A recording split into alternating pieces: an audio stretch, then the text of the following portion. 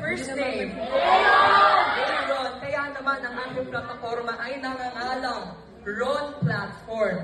But, meron niyang each letter has a meaning. Sisimulan na natin yan with letter R. Pwede niyo pang basahin lahat? 1, 2, 3, go! Responsive inclusivity. Bakit ba importante ang inclusivity sa ating school? Can I see the hands of our transferee students, please? I know most of them come from grade 11. Yes, here. Inclusivity is very important because it allows us to not be left behind and to not be an outcast in our school. But not just inclusivity. Again, what is letter R? Responsive inclusivity. It responds to your needs, to your concerns. And in our responsive inclusivity, we have our AVA program. Meaning, all voices are heard program.